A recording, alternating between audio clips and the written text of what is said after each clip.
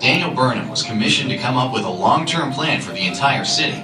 He was tasked with designing a beautiful waterfront, lush green spaces, and parks that every citizen could walk and enjoy. This plan for Chicago laid the foundation for a city that would grow with beauty and grace for more than a century to come. To grow, Chicago needed to replace its lost buildings. Before the Great Fire, most cities were built from wood, but Chicago had learned its lesson. New building codes required steel skeletons and firewalls, and these new rules meant architects were in even higher demand. At first, the architects tried to dress up these steel skeletons in the ornate style of the day, but some saw the chance to create something truly new. And in 1938, a famous architect from Germany arrived in Chicago, ready to do just that. Mies van der Rohe was known as a master of European modernism and a father of the Bauhaus movement. While he designed a few skyscrapers himself, he really came to Chicago to shape young minds, heading up the School of Architecture at the Armour Institute. He encouraged architects to embrace the beauty of their new materials, not to hide them, but to let them out. Soon you could see evidence of this new philosophy throughout the city. A renaissance in American architecture was underway, and Chicago was its shining star. In 1955, another genius surfaced in Chicago. His name was Fazlur Khan. They called him the Einstein of structural engineering. He was inventing new ways to create buildings taller than anyone had dreamed. Khan took a job with the prestigious firm of Skidmore, Owings & Merrill and was soon partnered with Bruce Graham, one of Chicago's most respected architects. By the 60s, the team was designing buildings throughout the city, and thanks to structural innovations by Fazlur, some of them were actually starting to live up to the name skyscraper. But their best was yet to come. By the middle of the decade, change was sweeping America. New ways of thinking meant new tastes and styles, and if America wanted something, Sears, Roebuck & Company always seemed to have it, in 4 sizes and 3 colors. Sales and the company kept growing and growing. By 1968, Sears had 7,000 employees working in offices scattered throughout Chicago. Recognizing the need for efficiency, someone floated the idea of all employees under one roof. The only question was, could you build a big enough roof?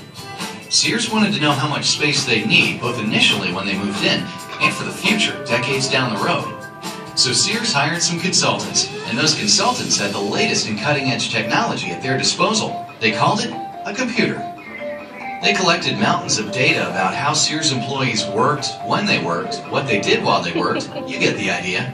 They fed all this data into the computer and got their answer. A building that big was going to take some big thinking, and that's where Fazlur Khan and Bruce Graham came in. One day over lunch, Khan was explaining his bundled tubes idea to Graham. Trying to visualize the idea, Graham pulled out a handful of cigarettes and arranged them at different heights. The design would be made up of 9 bundled tubes at the base. 2 of the tubes would end at the 50th floor, 2 more at the 66th floor, 3 at the 90th floor, leaving the tallest tube to continue to the top.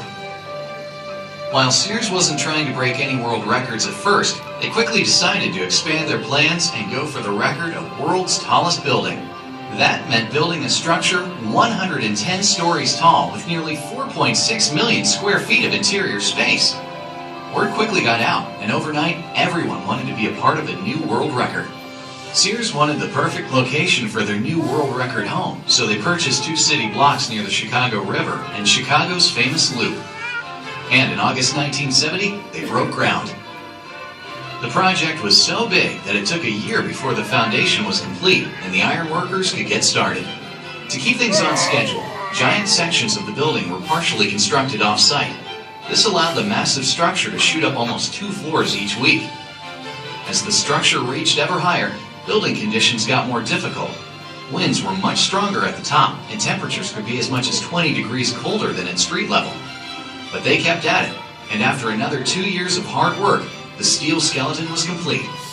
Then it was time for the hundreds of finishing carpenters, plumbers, and electricians to get to work, and they brought along 145,000 lights, 25,000 miles of pipe, 43,000 miles of wiring, 104 elevator cars, 992 toilets, and 796 faucets. Not to mention 16,100 tinted windows.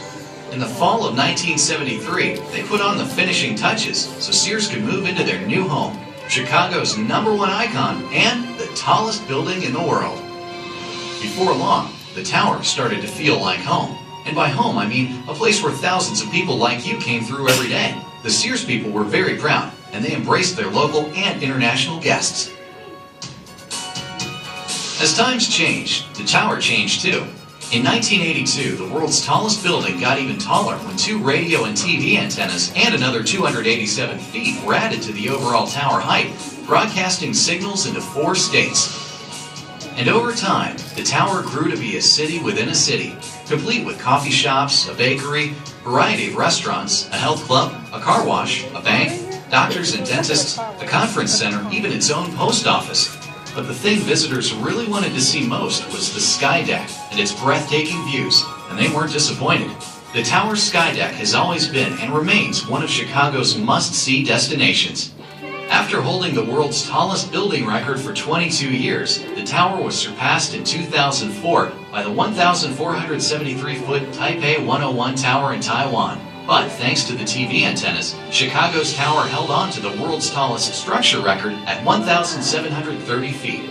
And to add to its impressive numbers, today's tenants recycle a whopping 445 tons of paper a year, sparing 3,500 trees. Other efforts have cut water use by 10 million gallons per year and carbon emissions by 51 million pounds since the tower was built. So while the tower might be sleek and black on the outside, it's quite green on the inside. An inside that's home to world-class broadcast facilities, customer call centers, and over 100 different companies including law firms, financial institutions, and insurance brokers. Even decades after its completion, the tower is still considered one of the world's premier addresses for business. Up to 25,000 people pass through its doors every day, and the tower draws well over 1 million Skydeck visitors annually. They flock from every corner of the globe to experience views unmatched in America's heartland. And the team from Skidmore, Owings, and Merrill is still making an impact on the tower.